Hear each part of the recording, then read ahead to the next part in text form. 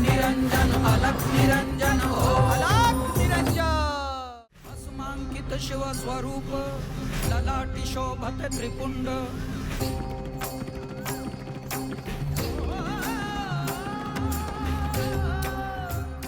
म्हणजे आपण ज्यांना पाहिलं ते एकच होते बहुतेक. बघ कसं आहे, इथे पूजा मी करतो आणि दर्शन घडतं हिला. बर, वहिनींना काय सांगितलं त्यांनी? त्यांनी हिच्याकडे एक विभूती दिली आणि म्हणाले दिव्य पुत्र जन्माला येईल म्हणून. अरे ही तर आनंदाची बातमी आहे. अरे बाप होणार आहे तू. आता काहीतरी गोडधोड झालं पाहिजे घरात. खरं आहे. अरे हो हो.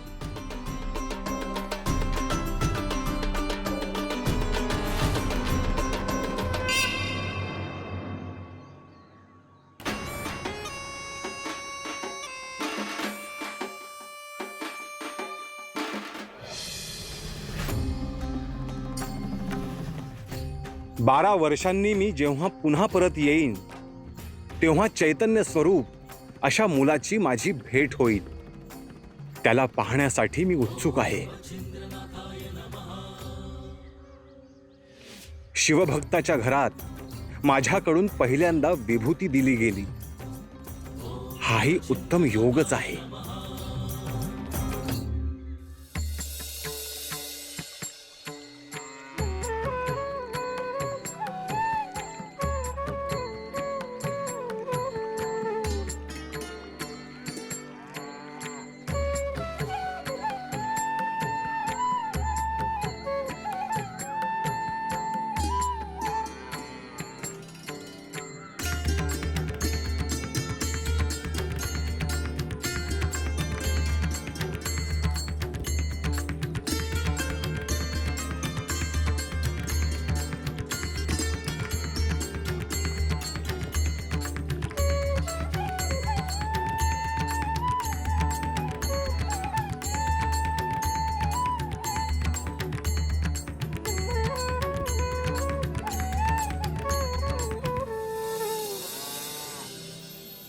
मच्छिंद्र, तू खूप अंतर चालून आला आहेस. बैस.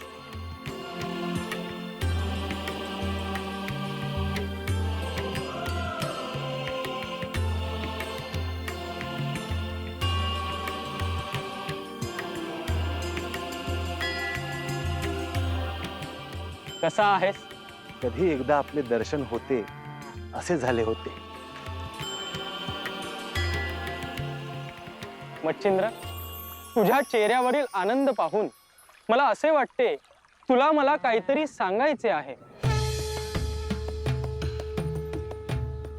हो गुरुदेव, मी गोदा नदीवर वसलेले जे गाव आहे तिथे गेलो होतो. तिथे सुराज आणि सरस्वती नावाचे जोडपे राहते. सुराज श्री महादेव भक्त आणि सरस्वती पुण्यवान स्त्री. गुरुदेव, त्यांना मूल नाही, परंतु असे असले तरीही परमेश्वरावरची श्रद्धा त्यांची अढळ आहे. तू जे सांगतो आहेस त्यावरून ते कोण आणि कसे आहेत याची मला कल्पना आली. अभिमंत्रित केलेली दिव्य विभूती ही सरस्वतीला दिली आणि आशीर्वाद दिला की दिव्य मुलगा जन्माला येईल. नाथ पंथामध्ये नवीन नाथांचा प्रवेश होईल असे नियोजन केले आहे.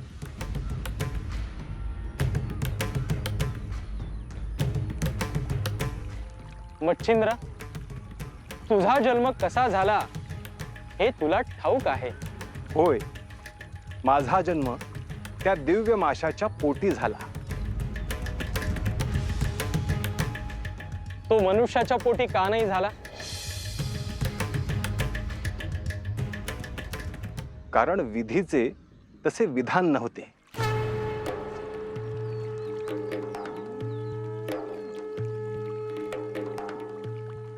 मग यापुढील नाथांचा जन्म मनुष्याच्या पोटी कसा होईल?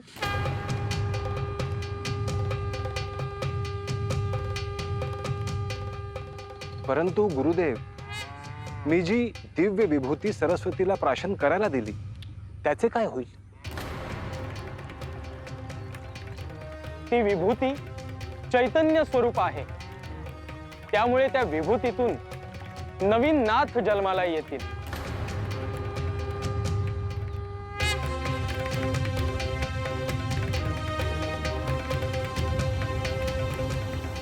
परंतु सरस्वतीच्या पोटी ते जन्म घेणार नाहीत.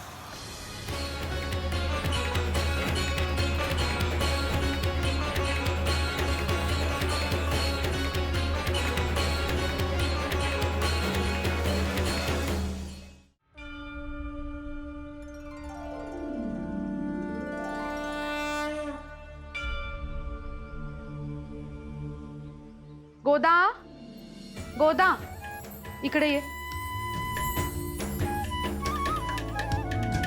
ते ठेव इथे. आणि हे बघ, या सगळ्या साड्या, सगळी धोतर आणि सगळे कपडे धुवायला घे. हो. आणि हे बघ, कामात लक्ष असू दे. हो. आणि सगळं घरही स्वच्छ करून घे. हो. ये. सरस्वती, अगं माझे ग्रंथ कुठे आहेत? हो, देते मी तुम्हाला शोधून. बरं, पटकन दे. अहो, मला एक बोलायचे होते. पटकन विचार, मला जरा काम आहेत. अहो, आपल्या दारी जे योगी आले होते ना, त्यांनी जी विभूती दिली त्याच्याबद्दल विचारायचे होते. बरं, विचार विचार, काय म्हणणं आहे तुझं? त्यांनी असे सांगितले की ती विभूती प्राशन केल्यावर आपल्याला दिव्य पुत्र होईल.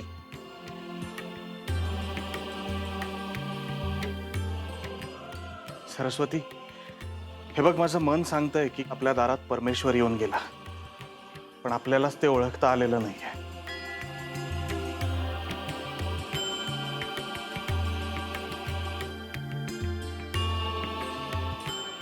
तुला त्यांच्या शब्दावर विश्वास नाहीये का? अहो, असं कुठं म्हटलं मी? मला फक्त इतकंच विचारायचं होतं की ती विभूती मी केव्हा प्राशन करू.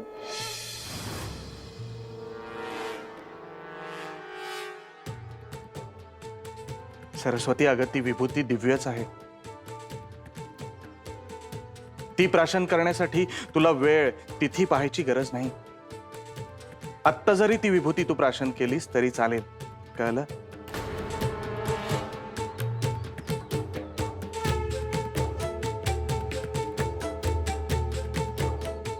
अहो अक्का, काय झालं? तुम्ही मला काही सांगितलं नाही. काल दारात योगी आले होते, ते काय म्हणाले? गोदा, तू तुझ्या कामाकडे लक्ष दे बघू. अहो, तसं नाही. हे काय लपून राहणार आहे? कधीतरी समजेलच ना.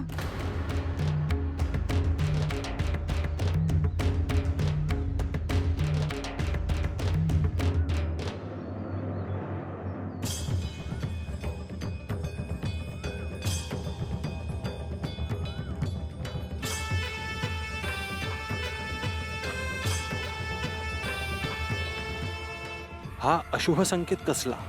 काय अघटित घडणार आहे?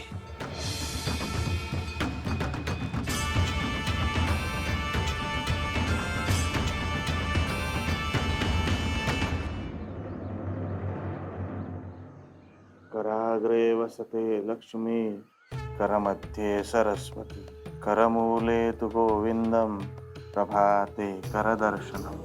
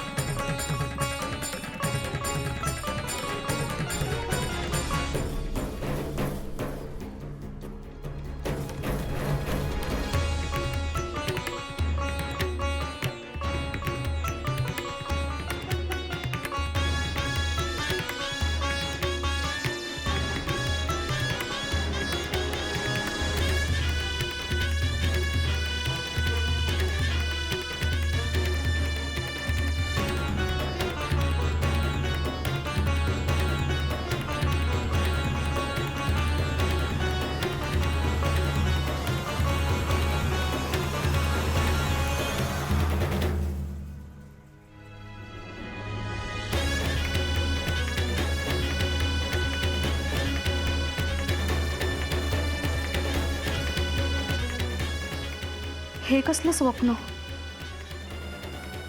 हा तर दृष्टांत आहे. याचा अर्थ काय समजायचा?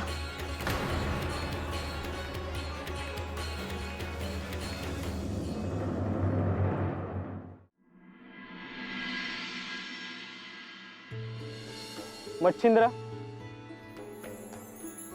आज ही गाय आणि वासरू यांची सेवा कर. जशी आज्ञा गुरुदेव.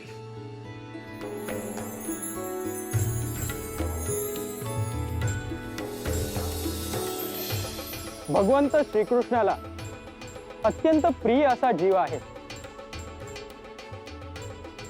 ज्यांच्या हृदयात प्रेम आहे त्यांचा सांभाळ करणे हे आपल्या प्रत्येकाचे कर्तव्य आहे. गुरुदेव, मी आता लगेच जातो आणि यांच्या स्नानासाठी पाणी घेऊन येतो. त्यांना स्नान घालूया आणि मग मला नियमाप्रमाणे करवीर नगरीत दीक्षेसाठी जायचे आहे. जशी आज्ञा गुरुदेव.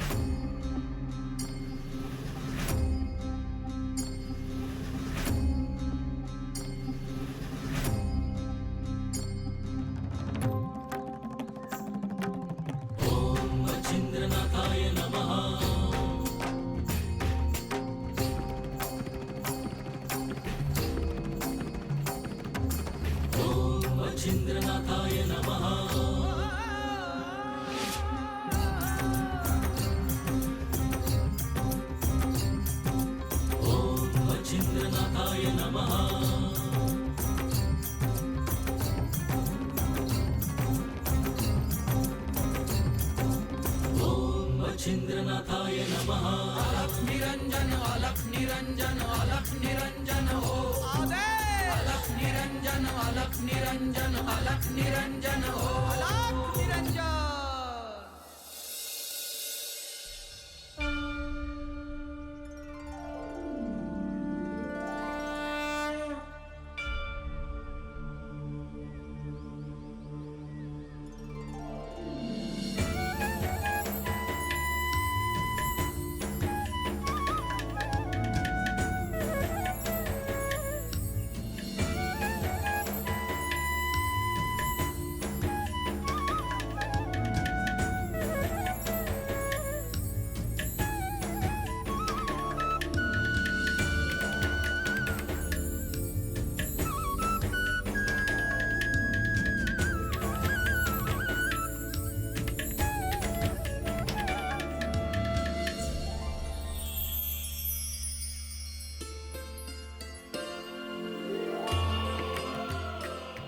बरं, मी मंदिरात जाऊन आलो. अहो, मला तुम्हाला एक सांगायचं होतं. मी मंदिरातनं परत आल्यावर सांगितलं तर नाही का चालणार? अहो, असं काय करता तुम्ही? तुम्ही गावातल्या सगळ्या देवळांमध्ये जाणार, सगळ्या देवांचं दर्शन घेणार, मग उशीर नाही का होणार? अगं लवकर येतो मी. हो, असं काय करताय तुम्ही? मी इतकं महत्वाचं सांगतेय तुम्हाला आणि तुम्ही. सरस्वती, अगं देवांसाठी संकल्प सोडलेला असतो, तेव्हा ते भक्ताची वाट पाहत असतात. त्यांना असं तिष्ठत ठेवणं योग्य नाही. अहो, पाषाणाची तर मूर्ती ती कशी तिष्ठत असेल?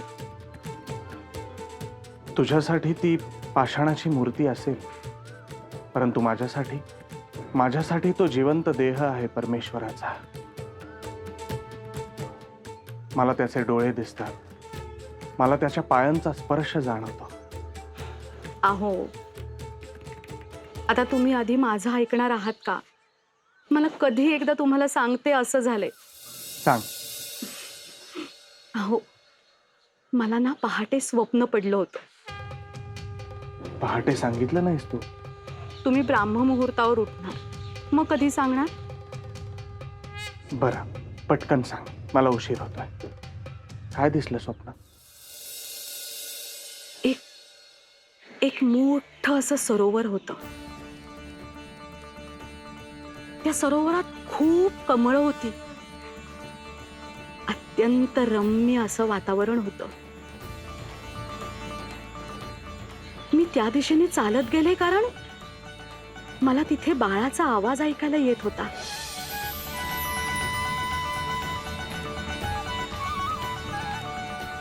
मी पुढे गेल्यावर एका मोठ्या कमळाच्या पाकळ्यांमध्ये एक अत्यंत लोभस असं बाळ दिसलं मला.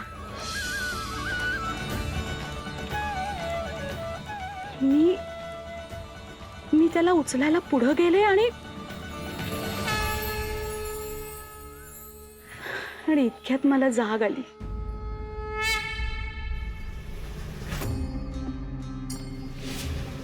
निरंजन अलख निरंजन अलख निरंजन हो. अलख निरंजन अलख निरंजन अलख निरंजन हो. अलख निरंजन हो.